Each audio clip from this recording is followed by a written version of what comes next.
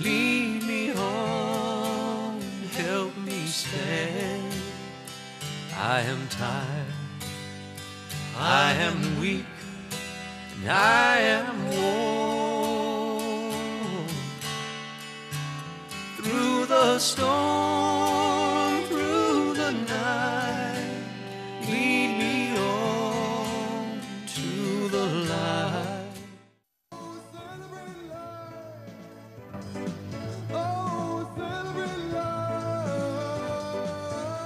For as long as there have been babies born into this world, mankind has wondered about how life begins and develops in the womb. This is your bladder, and this is your baby right here. He's jumping for you. Look at him. Wow, I can't believe how developed he is. Look at him move. Yeah, he's been well developed since 8 weeks. He's had all his parts. Look at him. Oh, look at you. How come I can't feel that? You won't until the 4th month, but he's been moving in there since 8 weeks. He's got a whole lot of room in the womb to move, and with all that fluid, they're able to move around, do somersaults. You know, look at him. Do you believe it? You're going to have your hands full, girl. Look at that. The birth of a human life occurs at the moment of conception, when the mother's egg or ovum is fertilized by one of the father's sperm. During this act of conception, the two cells become a single living cell, a unique individual who never existed before in history and will never be duplicated again. Its heart begins to beat on about day 18.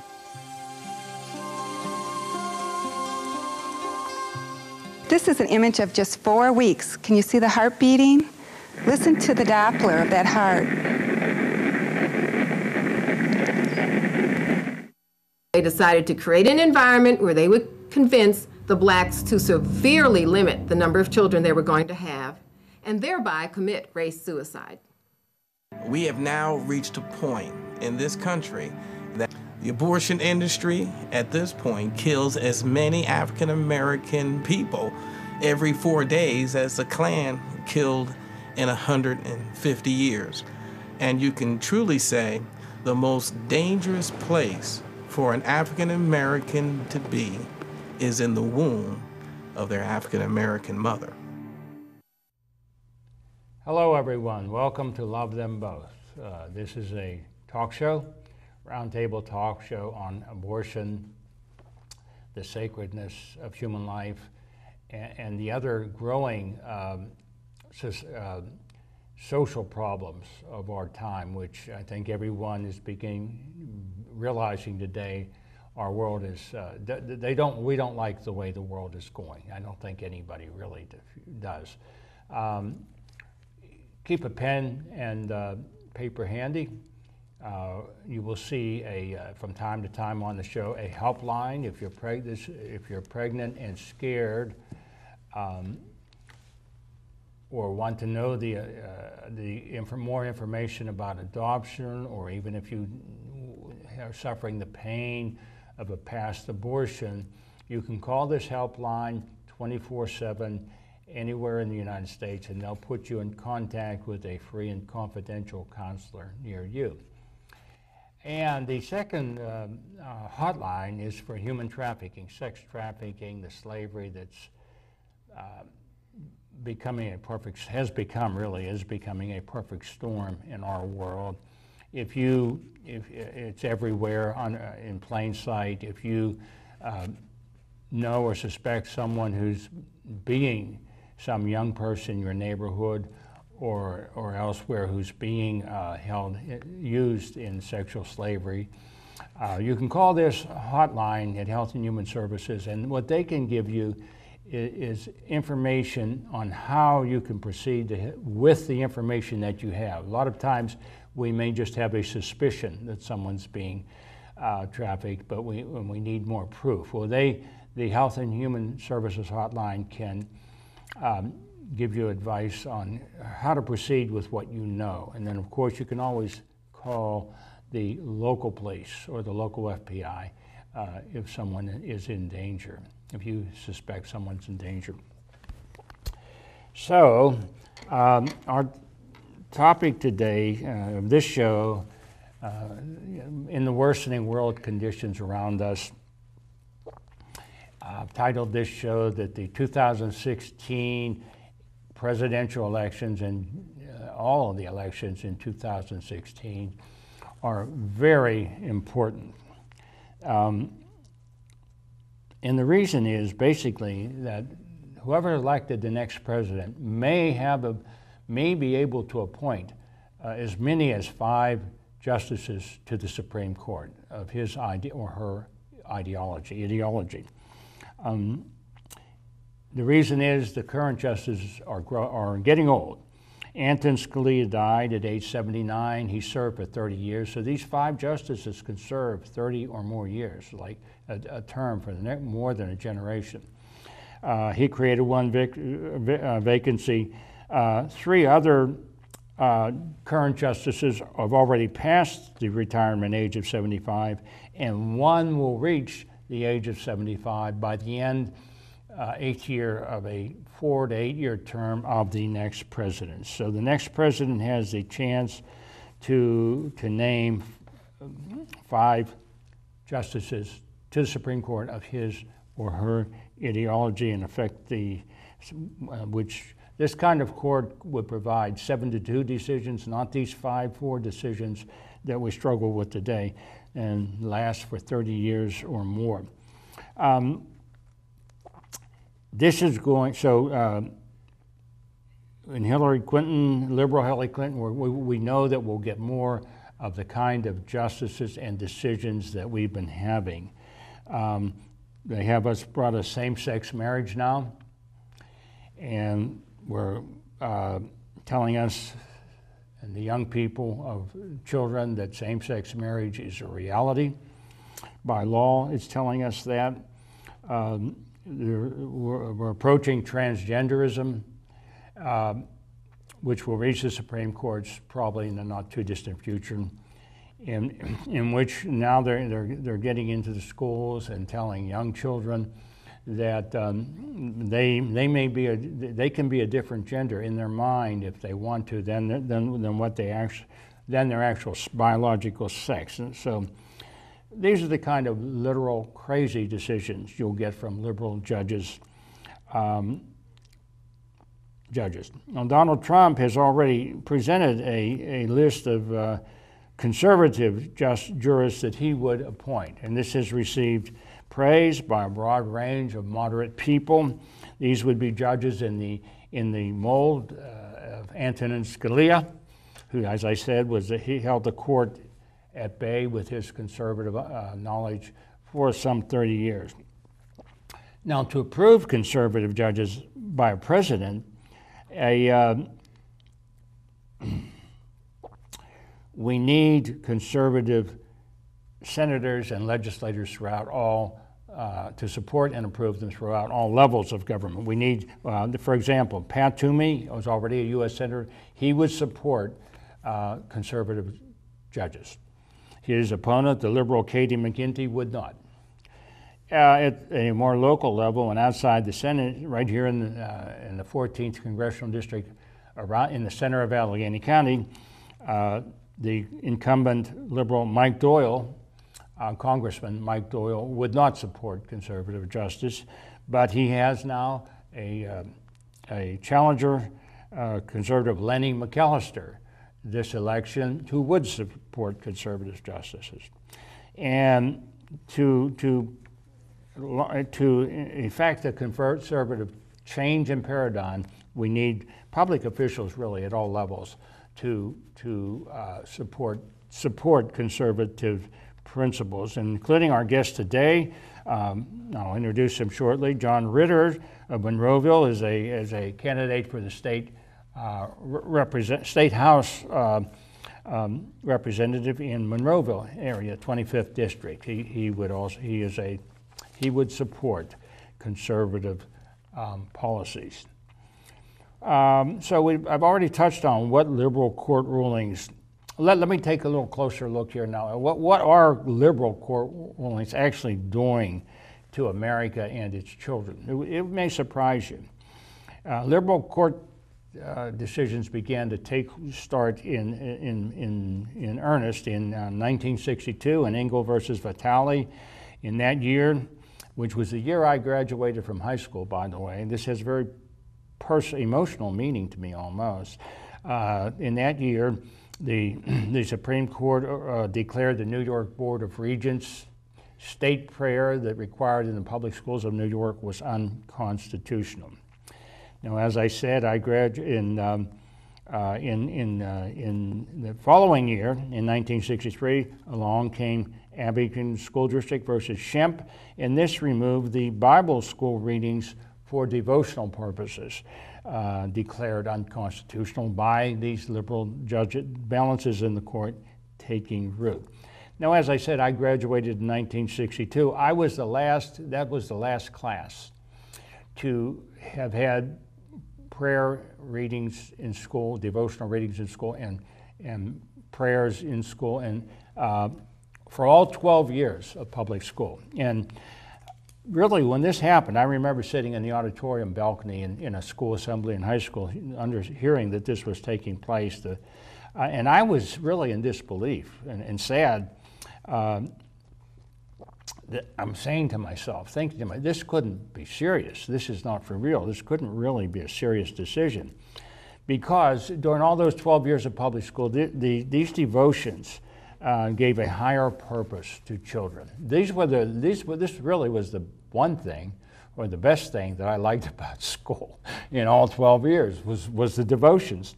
So in my mind, I just couldn't accept this. I maintained that it had to be temporary. Well, then, the die was cast. Removing these devotions, acknowledgement of God from the public school children, it removes the fear of God from children's mind. It's with government, with the imprinter of government authority, it removes the fear of God from people's minds, children's mind. When you do that, society began changing. There's no fear, when you remove the fear of God from people's minds, children's minds, there's no fear of crossing boundaries, no fear of consequences. There's no fear of consequences for sex. There's no fear of consequences for stealing, and therefore kidnapping is stealing. There'd be no fear of consequences for murder. With the imprinter of these Supreme Court decisions to give this reasoning assurance. So society began changing. I went to college in 1962 and the years following, and the first thing I noticed is girls began changing. And it sort of surprised me. Girls in my own peer group and age group for the next 8 years that I was in college, or during the 60s, they began abandoning sexual restraint and started becoming more and more promiscuous. And this surprised me because it was contrary to the America that I knew in the 50s, when there was a fear of God in society. Now, what was his name? Alexander Solzhenitsyn, who was freed eventually from the Russian Gulag and came to the United States. He said, he was asked, what did the Russians do wrong? They were asking him, what did he do wrong? He says, we have forgotten God.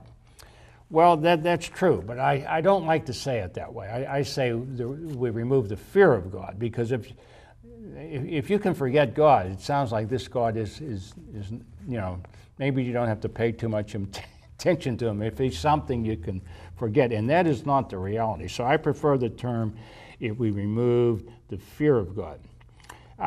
Births to unmarried girls, or pregnancies to unmarried girls began to skyrocket, and they have continued.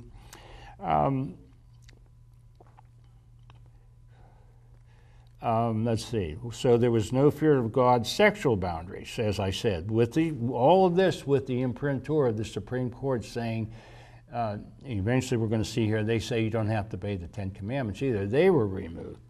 Bill, could I interrupt for a second there? You Yes. mentioned fear of God, and we were chatting just a few moments ago. Mm-hmm. Fear of God is the Old Testament word. Mm-hmm. We would call it today honoring, in the same way you might honor your father or mother. You All don't right. fear them because you're terrified of them. You honor them, you trust them, or revere. We want to revere God, right? That's what I mean by this. That use of the fear of God. Exactly. We stand in awe. And where has that gone? I'm sorry. Right. I don't mean. Good point. I don't mean terror of God. I mean the awe of God. It's wonderful. Yes. Okay, good. I'm glad. Thank you for pointing that out. That could be misleading. Okay, now transgenders. What else do we have? Says the Supreme Court, liberal decisions do. They remove the awe of God. Okay, and when you do this, something has to fill that vacuum of control, and it's hedonism. There's, like I said, there's no belief in consequences for anything you might choose to do. By a 5-4 vote, the liberal court has recently declared that same-sex marriage is a reality, is something real. As I've said, transgenderism is on the horizon, coming in. We now have jurisdictions, and this will get to the Supreme Court eventually, want to allow males in schoolgirls' locker rooms, dressing room showers, which poses a danger to girls, and there's girls who have been sexually abused or even more threatened by this.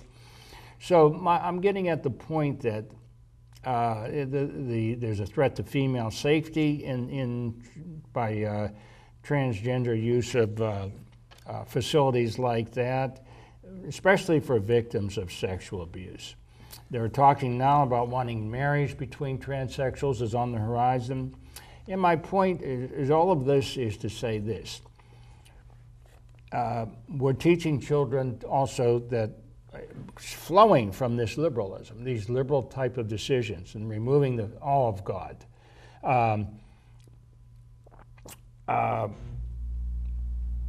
we would even come to teach that gender.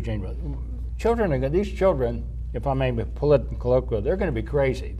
If this doesn't make children dysfunctional and injure them, it would. And that, of course, teen suicides have skyrocketed.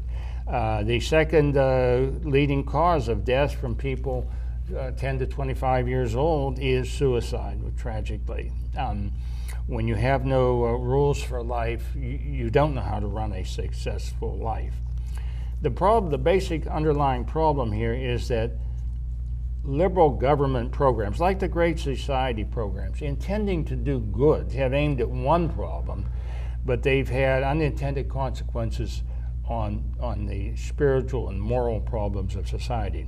In government, Great Society programs, for example, have tended to give money to remove poverty, which helping poor people would be a laudable goal. But the problem is that man does not live by bread alone. He doesn't live by materialism alone. And so by concentrating only on the materialism and ignoring the awe of God, we're creating spiritual poverty by neglecting our children. So our purpose today, my guest, Mr. John Ritter, as I said, is a candidate for Monroeville for the 25th State House District out there, is a discussion to see survival,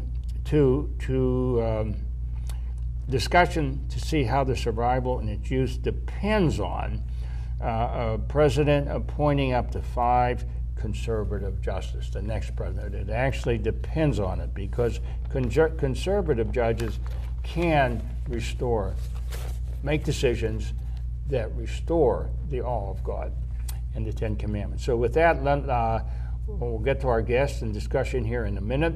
Let's watch this important educational announcement. And this will be about how pornography has infected even our living rooms. It's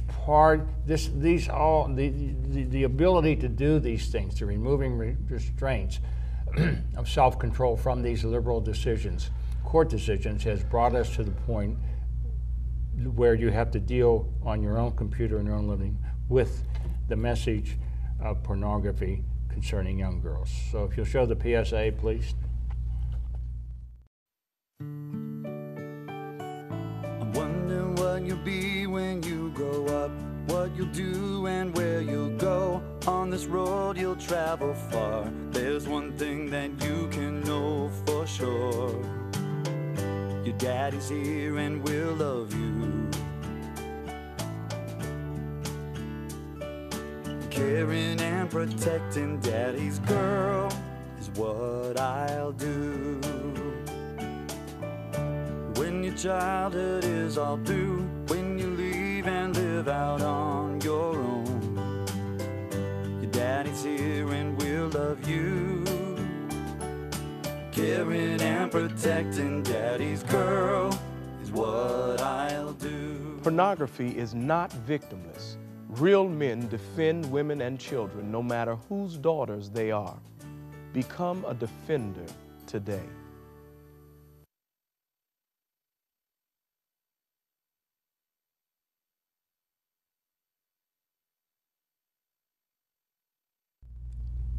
Welcome back, everyone. Okay, my guest today is John Ritter from Monroeville, running for the 25th State House District there. John, could you introduce yourself to us? Could you tell us a little about yourself? I sure could. Well, I grew up Catholic. My mother and dad had 11 kids, so I'm one of 11, second oldest, and with that, I got to watch many of my younger brothers and sisters grow in my mom's belly. A few months later, I would be snuggling them against my cheek and helping to teach them to talk and run and play and deliver newspapers. And so clearly what's inside a woman's belly is my next brother and sister. Now when I got to college, I learned otherwise. I went to college in 1972, and one of the first things some of the professors said was, well, there's been a Supreme Court decision here in 1973, and now everyone in the class now knows that abortion is legal, and what's in the womb is not a baby. Does anybody disagree with that? So here I am. I put my hand up, I put it up really high, and I made the same sort of a speech to the class that I did just there. I said, well, wait a minute, you know, if we're going to allow babies to be killed, which one of my brothers and sisters do you think should be killed? Would it be Terry, Mary, Joe, Paul, Diane, Bernadette, Jeannie, Anna, Linda, or David? And they were all stunned, because what I did back that time was put a name, a person's name on the unborn child person. On the unborn child. Now that was more, wiser than I knew at the time. Right. But it gives the seed for some of the questions that I asked the Lord over the many years since. So I got to the point where I was analyzing the pro-choice side of the argument, the pro-abortion side of the argument, and I'm an analyst, so I knew what both sides thought, and I knew that they were an impasse based on an unresolvable conflict. So I got to the point where I said, Lord, I know what I think, I know what others think, but what do you think? How do you see abortion? Well, in 1971, he answered that question. In the middle of the night, he gave me a dream, and I recorded that dream in a short story, 16-page short story. I woke up in the middle of the night, ran down to the computer, pounded it in. About 4, 5, 6 hours later, I finished it. I read through it again, and I was stunned, Bill. It was, I don't know how best to say it, it was better than I could write. It was clearer than I could think. So I'd like, if we could, just to take a few minutes to read this, and then jump back to some of the things that we're talking about here. Sure. How long will the portion be? I would say 6 or 7 minutes. Would that be all right? Yeah. Okay. I'll read fast, so folks, if you would listen fast. So here's the doc. He gets caught up to heaven. He performs abortions, and he's being challenged by Jesus. So, and you can do this kind of thing in a dream. So, Dr. Barnes says, "But Jesus, I was only doing my job, and what I did was legal." "Really?" Jesus said. "Show me where it's written." He said, unmoved, handing me a Bible. "Oh, no, you don't. That's not fair. I don't go by the Bible. I go by the Constitution of the United States of America. It clearly establishes a legislative branch to make laws, an executive branch to execute those laws, and a judicial branch to judge whether or not those laws have been broken, and all three agree that abortion is legal." "Really?" he countered. This was another Supreme Court decision. Roe versus Wade. Right. So really, he said, has it always been that way? Well, no, Barnes answers. He said, when the Constitution was first written, abortion was illegal. Then a few years ago, that changed, and in states it became legal, while in some other states it became illegal for a while. So people who were in jail for murder were released for abortion after abortion was legalized. So, the Lord inquired, sometimes who I put in the womb is a person, and sometimes he isn't, depending on the state's laws at that time. Am I understanding this correctly, doctor? And based on the average of all 50 states, I don't turn a fetus into a person until it's 22 weeks old. Is that right? Therefore, depending on the year and the state, sometimes the removal of a 22-week-old fetus is the murder of a person, and sometimes it isn't. Well, my constitution of the universe, heaven and hell, says that wherever murder is condoned is hellish. In a little while, all murderers will live together in a place where it will be practiced unrestrained forever. But you're telling me that when people involved in abortions appear before my throne for judgment, I should first ask them which state they lived in, what that state's law was on the day of the abortion. Okay. But let's say that the law changes in a given state and abortion then becomes legal. What should be done with those who have already been sent to hell forever for murdering the innocent according to their state's law? Do you expect me to change my laws every time you change yours? And should I transfer the condemned to heaven for their great reward? And of course, if that law changes again on earth later, must I immediately send them back to their great punishment again? Well, doctor, this is all very confusing and I must say short-sighted. I therefore respectfully decline your proposal for you to supersede me and my laws with you and your laws. We've seen what you've fashioned out of the actions you've performed using your laws as its foundation. Would you like to see what I prepared for you using my laws? And then he goes on. And we'll just jump to the end here. And the doctor counters after a lot of interchange. But, Jesus, there's no pain in the womb. It's just a fetus. It can't feel. It can't understand. It can't communicate, I argued. Really, he asked, I thought we already established that you're the one who can't communicate with babies in the womb, even though God can. So what makes you an expert anyway? How does gravity work? What does it feel like to stand inside the sun? How does a dog care for its pups? How does a flower grow? How do you command the earth to spin? If you don't know simple things like these, doctor, how can you be so sure of what goes on inside the womb? Tell me, how is human flesh woven? How are spirits created? What's their relationship with the human mind? What's the limit of God's ability to communicate with people, young or old, sick or healthy? What exactly can people feel and understand, and when? When God speaks to infants in their mother's wombs, what does he say, doctor, and why? What do they need to hear, and how do they answer, and to what lengths will he go in order to protect and comfort them? Doctor, based on your knowledge, you gambled with the innocent lives placed in your care. Therefore, trade places with an unborn child. Take your chances, and let the same mercy that you applied be applied toward you. No, you're wrong, I countered vehemently. It's not fair for you to compare me with you. You're implying I'm against you just because you're greater than me. I'm not at war with you. Oh, yes, you are, he said. You clearly knew that there were many things about this world you didn't understand, yet you deliberately chose to presume that your limited knowledge was adequate to act as judge, jury, and executioner of the innocent without consideration of what was clearly written in the Bible. You acted as though you knew more than me. And I personally warned you time and time again. Your judgments are in direct contempt of my judgments, and it's now time for you to either prove your innocence or find someone to help you withstand my judgments if possible. So they go on, and then Jesus replies, well, what do you do with a drunk driver when he smashes into another car and the victims are brought into your emergency room, Doc? Do you kill the victims because they had an encounter with a selfish man? Do you kill them because it would be embarrassing or inconvenient for the drunk driver to be publicly exposed?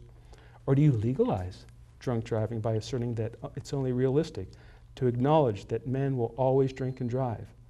Do you extend that law to further rationalize their behavior by putting the victims to death rather than putting the drunk drivers to death? And Jesus goes on and on with irrefutable clarity. And we'll just jump to the end. I know we're short on time. And here's the killer line. Again, Barnes said, he couldn't answer, and he stood in shamed silence. So you mentioned that we might be electing a president soon, and they might be appointing some judges soon. Guess what? We're all going to stand before the judgment seat of God. We're all going to die someday in a blink or two. What will we say then? So that's what brings me to the table here. That's what brings me forward to try to serve as a representative in our area.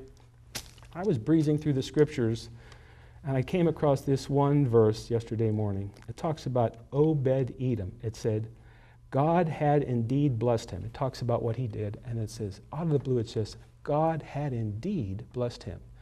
And that choked me up. I thought, here's my nation. Am I now living in a nation where everyone would say, God has indeed blessed the United States? Or would he say something like this?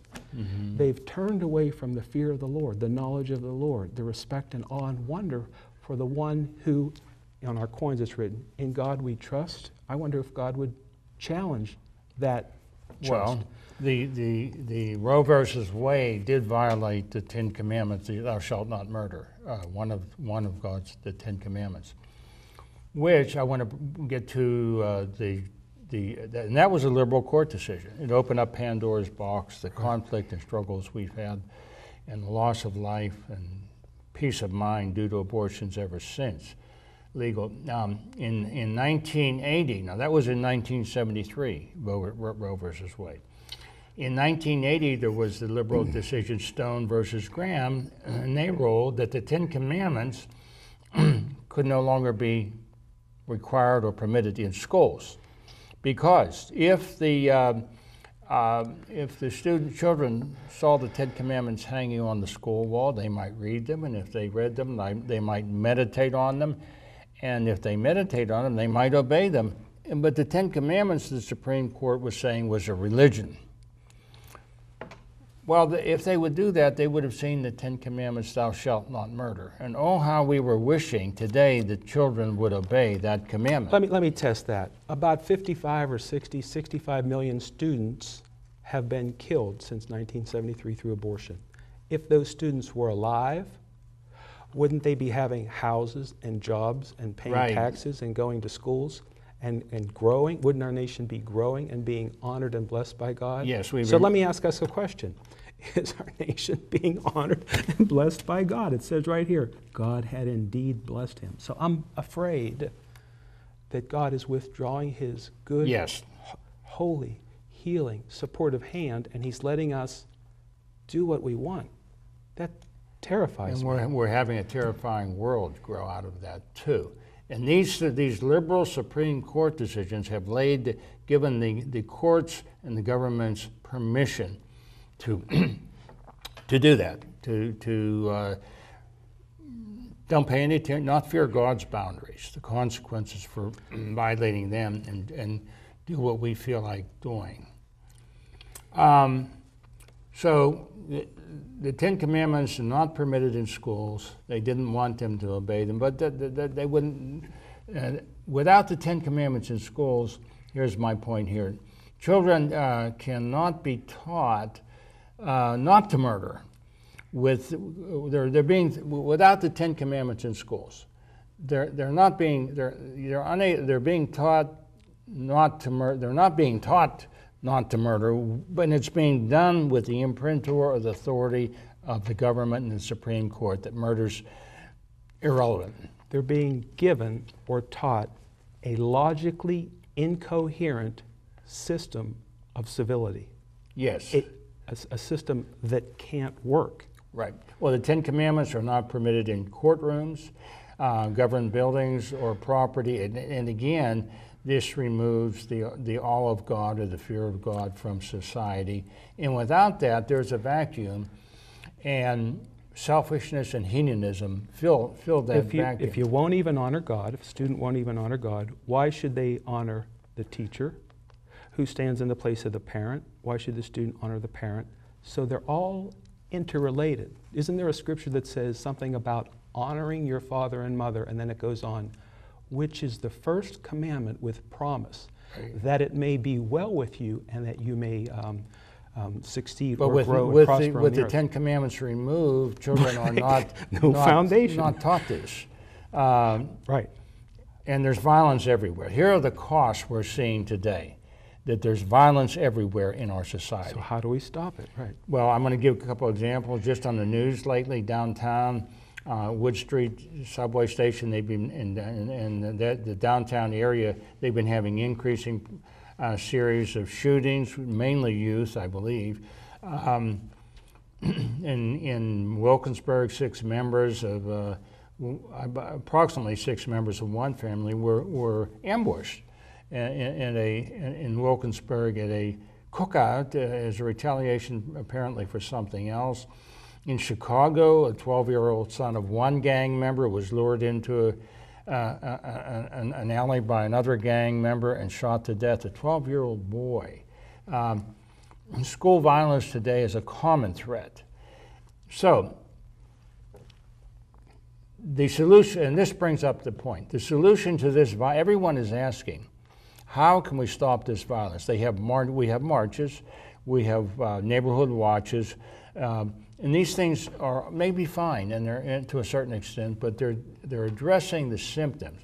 The solution to the core of violence is to appoint these conservative judges who will put the 10 Commandments back in the schools, back in the courtrooms, and restore the awe of God. Start to restore the basis for the awe of God to society and to children. The next generations, they're the ones who are going to be violent, grow into violent adults because they're not being taught better.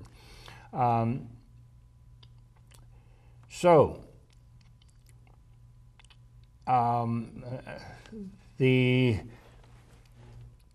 38 minutes in. Okay, so where was I here? Again, I want to emphasize that conservative judges have the solution to the core problem, to the core cause of what's causing violence throughout our violent children, throughout all our neighborhoods. The marches won't do it. Maybe some boys' clubs will help, but we need to get back to the heart of the matter of putting the awe of God, the fear of God, with government authority above, so that people see this. Bill, I think you're saying it, but there are two sides of the coin. I think you're trying to say both sides. So maybe if I just point it out, people can understand it a little more clearly. There's the law side of the equation, and then there's the judicial side of the equation. So God wrote with his finger the 10 Commandments. Mm-hmm. They were pretty perfect, but they did those perfect commandments failed to make the people perfect. Right. No, understandable. In the same way, we could adopt a perfect set of rules in our government, but it's the people who need to fear God and have respect and love and charity in their hearts.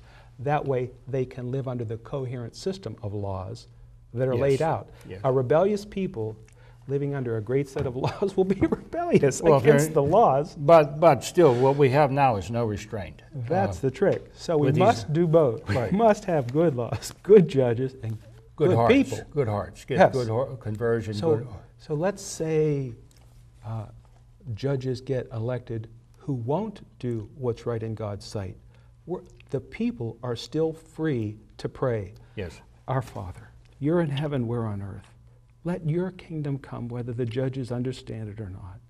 Let your will be done on earth, just like it is in heaven. Give us what we need today so that we can survive, not just survive, but be blessed, not just be blessed, but be blessed mightily and used, if possible, by you to help bring your kingdom, the good news of your Son, here on earth so that your will can be done and evil could be restrained. So that's our prayer. So that's a cogent prayer that just spilled out of Jesus. Mm-hmm. And it should spill out of us when we go to the voting booth and when we're not in the voting booth. Okay. Well, let me get to, fine, very good. One last example I can give of a perfect storm is of not having the awe of God in our society, in our hearts, or in our laws, which permit it, is what we're seeing today in human trafficking, sexual trafficking. In the 90s, sex trafficking in the world was the third highest rank of illegal trafficking in illegals. What is sex trafficking? It's the buying of women to provide. So they buy young Yeah, they trap them. Right, that's what we're going to see here in a minute. In fact, Excellent. But before we get to the video clip, it shows how bad this is. In the United States. Every country of the world. It's under our nose. All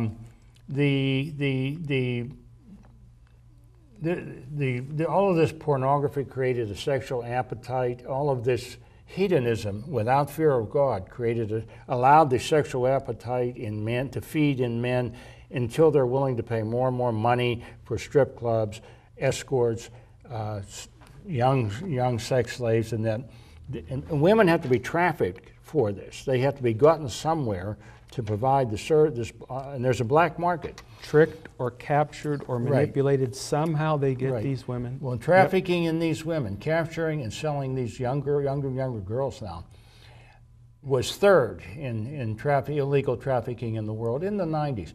It has moved up to number 2. It was third behind trafficking in illegal arms and trafficking in drugs. Now it's moved up to number 2. It's second only behind drugs.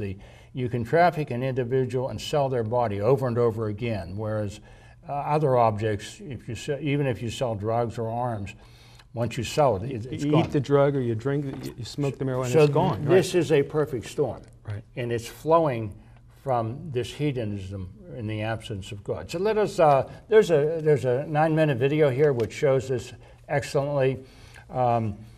How many things are violated in this video? If you'll. They lie to the girls, the people kidnapped. There's no fear of doing anything wrong throughout this video, and it's amazing what they do. Can you run the video, please?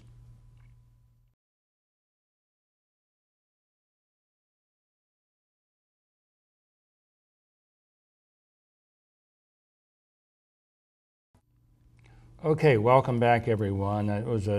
That's a terrible video, but it shows the absence of the fear of God, the awe of God, for anything in there. They kidnapped this girl. They deceived her.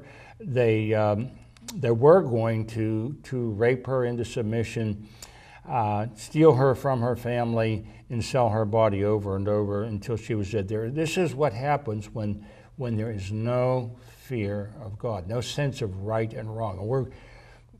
We're in a perfect storm. This has moved from sex trafficking has moved from third place in world trafficking to second because we have pornography is rampant in our world, which doesn't fear God's commandments, God's boundaries, and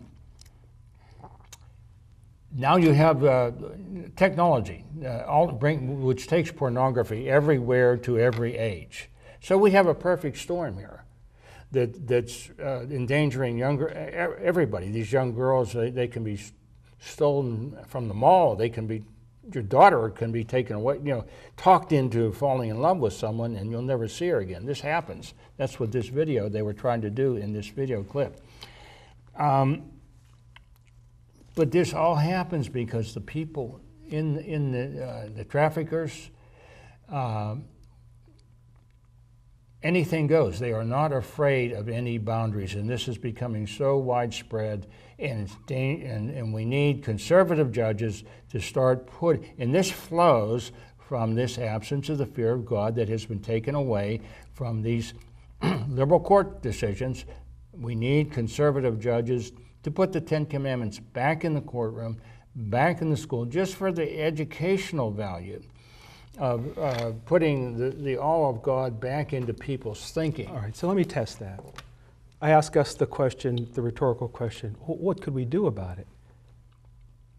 God could speak to the nation. Really? Yes, he really could. He spoke to a young man. He spoke to many folks here in the scriptures. And he wants to speak to us. Wisdom cries out in the street. We should listen to him. He doesn't want to destroy us.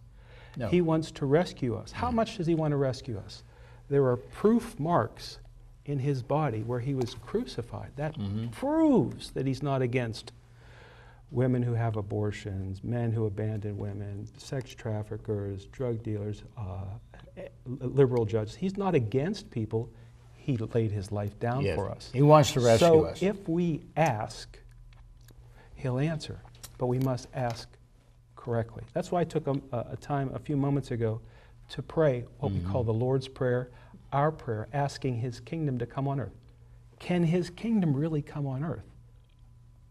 We think so. I think so. That's why you and I are together here. We met on that bus going out to Harrisburg, trying to promote the safety of women and children on that pro-life rally. That's what brings many people together here in the United States, to try to find a way, in any way, in the voting booth, at home, in school, at work, to do what's honorable in the sight of God in order to have him take away his hand of judgment and replace it with his hand of blessing. Will he do that?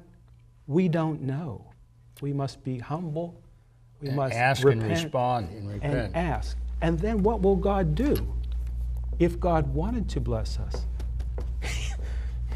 Well, he does want. He could surprise us. He wants to rescue us. If enough of us will repent and humble ourselves and turn to God in repentance, he wants to. He'll in hear small it. ways or in great ways, it doesn't matter to me. I want God to have the freedom to rescue us in every way.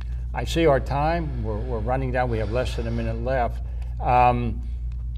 I want to thank you for coming today. It's been an interesting discussion. You brought out aspects of this that are very helpful to bring out. The compassion of God, the desire to rescue us. So thank you for doing that. I just want to restate our point here, and one of the points we're making in this show is that Donald Trump has already presented a list of conservative justice in the mold for nomination to the Supreme Court, potentially if he's elected, in the mold of the conservative Antonin Scalia. This list of conservative jurors has been praised by a wide range of moderate people. And my point here is that we need conservative judges to restore, to solve the problem, the moral problems of our society that are concerning all of us. And we need to start looking in the right place. Bill, could I give them my contact information if they want to get in touch with me? And also, you can get a copy of this online. Okay. So if you have a pencil, write down www.ritterforrep, that's RITTERFORREP, ritterforrep.com, all one word. And then you can download this, find out a little bit more about me. Or you could do a Google search on John Ritter Prayer Ordinance, and there's a short YouTube video out there that talks about some of the very same things that we were talking about here. So that's John Ritter Prayer Ordinance, and you'll find it on Google. Thank you. Okay, with that, we're out of time, I see, so God willing, we plan to continue making shows, so watch for us, and we'll see you next time. Thanks very kindly. Lead me on, help me stand. I am tired, I am weak, and I am worn. Through the storm, through the night, lead me on to the light. Take my hand, precious Lord, lead me home. Hear my cry, hear my call, hold my hand lest I fall. Take my hand, precious Lord, lead me home. Take my hand, precious Lord.